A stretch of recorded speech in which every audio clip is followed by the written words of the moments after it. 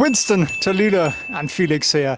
And what's just happened in US government is such a freaking scandal. Even I can't believe it.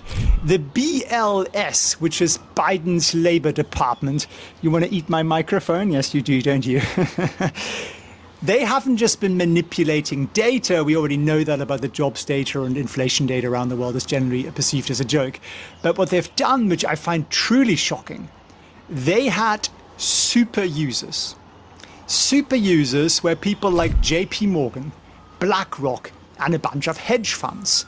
And they've been getting advanced information and explanations that you and I don't get. So when the inflation data came out in February, this mysterious email surfaced, which was addressed to dear super users, and it explained some of the changes in the underlying data and how it was put together that wasn't generally publicly available. So they're basically prioritizing and giving an edge to the Wall Street cockroaches, the glorious investment bankers who have your and my best interest at heart. And doing that goes against the grain of democracy ultimately, right? These guys are meant to provide data and information to everybody. If you are going to give it to JP Morgan, you're going to have to give it to everybody else as well. But they don't do that. Why? Well, who stuffs the pockets and the wallets of politicians?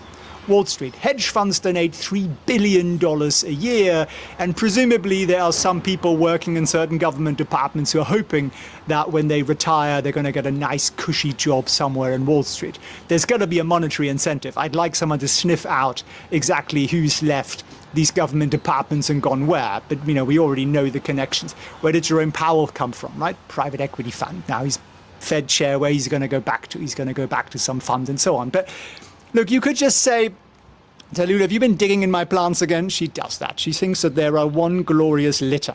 But I want to explain not just what happened here, but actually what we do with the information.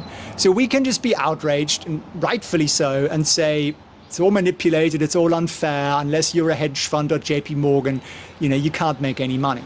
And that just isn't true. And I get these messages all the time from people who are saying, oh, the market makers manipulate everything. And I know what market makers do. I've got 3 of them on my staff. And they're glorious people, and they're part of our coaching team, and they're amazing. And if you think that you can't get ahead because the world isn't fair, well, let me tell you, the world has never been fair. Democracy has never been great. Go back to the Romans, right?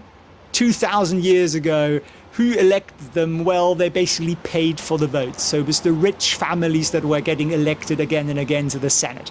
Look at the US Senate, look at the average income, look at the families and so on. The system is pretty much the same thing.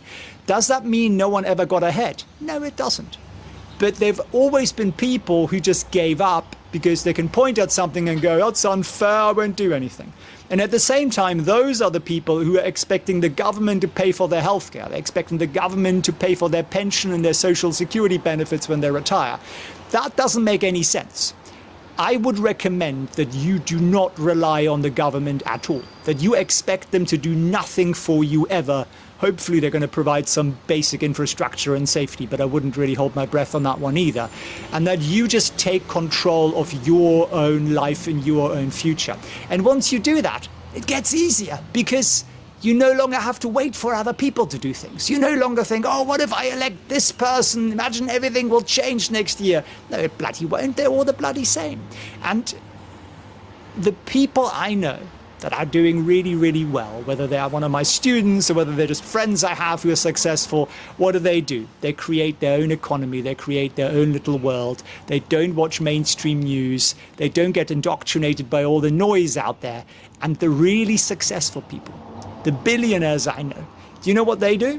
They don't talk about politics. They are not interested in the slightest because it's a huge frickin' waste of time. Yes, there used to be an idealist inside this one as well. Winston's still an idealist. He's hoping for carrots every other day. But it doesn't really get you anywhere. You're just wasting your life on something that's ultimately a system you can't really win against. So Work for yourself, work for your family. There is somebody in every family that's successful, that was the one who made the leap, that was the one that took some risk, that was the one who educated himself or herself, and he or she will be remembered for generations for being the person who changed the trajectory of that family. He bought that piece of land, he bought that house, he started that business, he was amazing. And that can be you. And it can be every single person out there. All you got to do is do something that feels a little bit uncomfortable and actually learn something new. I think the best place to start is to learn what to do with your money. It's the biggest skill out there that's going to give you a potentially massive ROI. And I will teach you for free on coming Tuesday exactly what I do with my money. I give you the whole 3-step process. There's nothing you need to know. You can be a complete beginner. You can be IT challenged and everything else. Come and join me on Tuesday evening, 8 p.m. Eastern time at felixfrenzel.org/webinar. And use these frustrations, use your struggles and your challenges as the thing that actually spurs you on, that motivates you. Everybody needs it. Everybody who's really, really successful has had something happen to them that wasn't glorious. That's where they got the motivation and the energy from. But except for Winston. Although actually, he had a pretty tough life to this start. He spent the first 6 months of his life in a cage. He was not wanted. He was meant to be put down because he was getting too big and nobody had bought him. Right, which seems absolutely ridiculous. And now he's the sweetest, happiest creature in the world. And he appreciates every day, I can tell. He's just happy every single day. And you can be too, and you should be too. Come and join me on Tuesday, felixfrenzel.org/webinar. If you enjoyed this video, share it with somebody. Thanks for tuning in. Advisor just asked me, what are the top stocks you're looking at right now? And I said to her, Tiger Lily, I think that's a great question. Let us do a video on that. Share the research with everybody, not just give you the names, but actually explain to you the process and the hows and the whys. And some of these are stocks you know, and some of these are stocks you've probably never heard of or certainly never looked at.